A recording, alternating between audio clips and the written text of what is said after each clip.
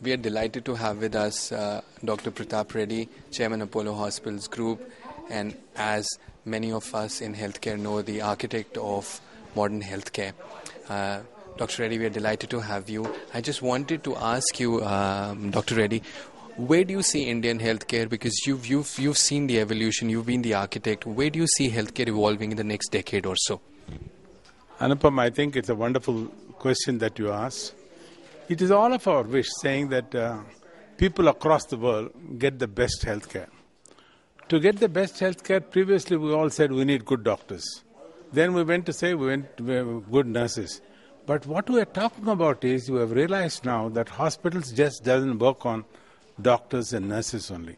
If we have to do, the totality of care for patient, everybody is responsible. And whether it is a technologist, whether it's a nurse, whether it's a doctor, doctor's assistant, the managers, the processes are very much more now. We have passed through the phase. In the previous century, we had good doctors, so the good medicine took place. But today, the technology has played a very significant role in healthcare. But what we have is to jumpstart is the tools that are available through IT. When we use this and build this as processes and say that all of us at all time need to have that full commitment in the processes and care that we give to people, no stopping India.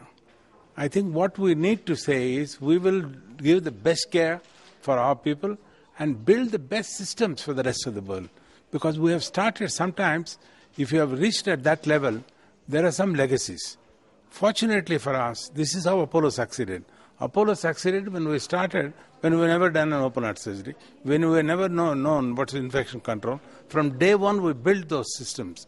At that level, what existed better than the best centers in the world, we took that. This is where I think using the IT, using the power of IT, we should be able to build those processes and give the care which people will say, I'm glad I trusted this hospital.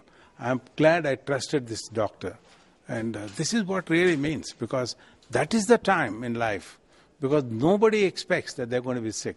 When that he's sick, he wants the best doctor in the world, best medicine in the world. Now I'm saying we need the best safety system and the best care for him. We are capable of doing it and we should do it.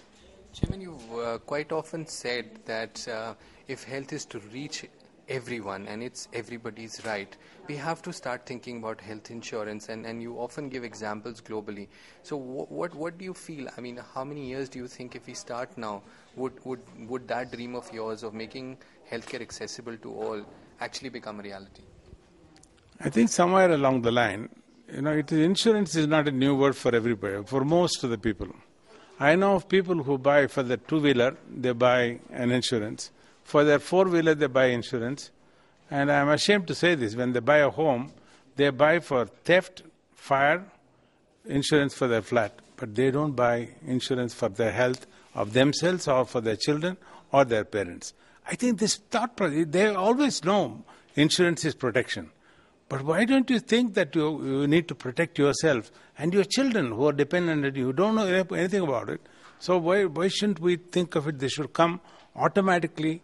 A universal health insurance is what we are talking about. Bharat Swas is what we said about. I had it in my village. In my village, we insured everybody for 1 rupee a day. So whenever that surrounding village people could get an access into Apollo Hospital, Aragonda, and get excellent care. Why can't we do it nationally? Why can't we do it globally? Give this example for that other developing countries and the other countries who are looking at India can get this. You must understand that today, when President Obama made that statement, that they will not allow people going to India and Brazil, I am not hurt by it. On the other side, I feel pride that India now has gone saying suddenly India is going in competition, or they feel that India is a competition, because everybody went before 60s to UK, then they all went to US. Now I'm glad that they said, we will not allow our people to go to Brazil or India. So that is the level at which we have gone. So if we have developed the healthcare to that level. We need health coverage also for all our people. And there is facility. Government of India has given that, 15,000 rupees coverage. Use that. So you are really paying out of income tax benefits. Dr. Reddy, you went to medical school in a very different environment. What would you like to say to some of the young people who are now getting into medical school, because medicine is so different, the expectations of the patients is so different, technology plays such a role.